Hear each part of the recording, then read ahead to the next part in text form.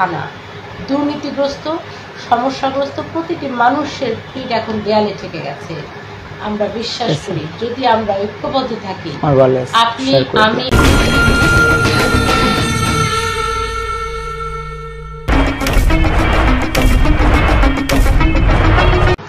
বিজয় বাংলাদেশ, বিজয় নতুন ধারা। নতুন ধারার অঙ্গীকার, দুর্নীতি থাকবে না আর। এই স্লোগানকে বুকে লালন করে নতুন ধারা বাংলাদেশ এগিয়ে চলেছে টেকনাফ থেকে তেঁতুলিয়া, রূপসা থেকে পাথুরিয়া। তারই ধারাবাহিকতায় আজ আমরা বরিশাল মহানগরের এই শাখা কমিটিতে এসে আপনাদের সামনে ঐক্যবদ্ধ হয়েছি।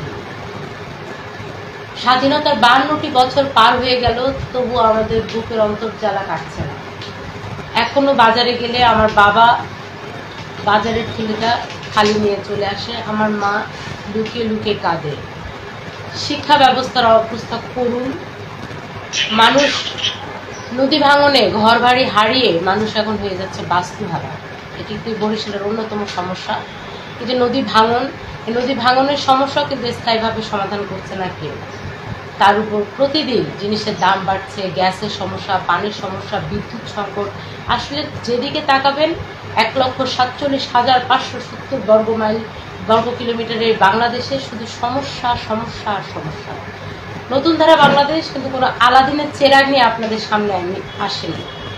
আমাদের একটাই শক্তি, সেই শক্তি হচ্ছে আমাদের অন্তরের অন্তঃস্থল থেকে আপনাদের জন্য ভালোবাসা।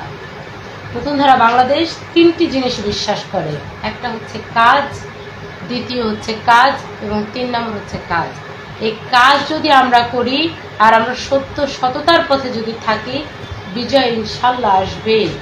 বরিশালে সমস্যা শুধু বরিশালেই কেন, বাংলাদেশের প্রতিটি জায়গায় জায়গায়, প্রতিটি জেলা, প্রতিটি বিভাগ, প্রতিটি উপজেলা, প্রতিটি থানা দুর্নীতিগ্রস্ত সমস্যাগ্রস্ত প্রতিটি মানুষের পিঠ এখন দেয়ালে ঠেকে গেছে। আমরা বিশ্বাস করি যদি আমরা ঐক্যবদ্ধ থাকি, আপনি আমি আমরা, তাহলেই পরিবর্তন সম্ভব। শুধু কথায় নয়, কাজ করে আমরা পরিবর্তন আনবো। যেভাবে আমরা কেন্দ্রীয় কার্যালয় থেকে চেষ্টা করি, যেমন আমরা আমাদের ব্যক্তিগত অর্থায়নে মানুষকে খাওয়ানোর চেষ্টা করেছি। মানুষ খেতে খেতে কাটছিল, কারণ তাদেরকে খাবার দেওয়ার কেউ ছিল না। কেন? সেই ঢাকা 8-এর এমপিকে তারা যখন নির্বাচনের সময় দেখে, পরের 5 বছর এমপিকে দেখেই না। ওই এলাকার এমপির নাম জিজ্ঞেস করলে বলতেও পারে না যে এমপিকে। এত অথর্ব এমপি, এত অথর্ব মন্ত্রী দিয়ে কী করবো? একটাবার শুধু ভাববেন যে এমপি নির্বাচনের আগে কোটি কোটি টাকা খরচ করে এমপি হয়, সে ওই কোটি কোটি টাকা কোথা থেকে উঠাবে? এটা একটু ভাববেন এবং চিন্তা করবেন। এবং সব সময়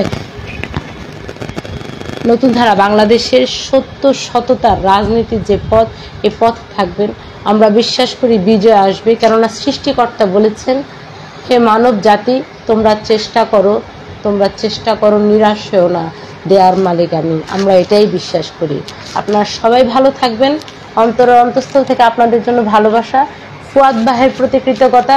বছরের পর বছর ফুয়াদ ভাই নিঃস্বার্থভাবে নতুন ধারার পাশে বিভিন্ন কার্যক্রমে সহযোগিতা করে আসছেন। আমাদের পাশে অন্ততপক্ষে স্লোগান তুলছেন, বিজয় বাংলাদেশ, বিজয় নতুন ধারা।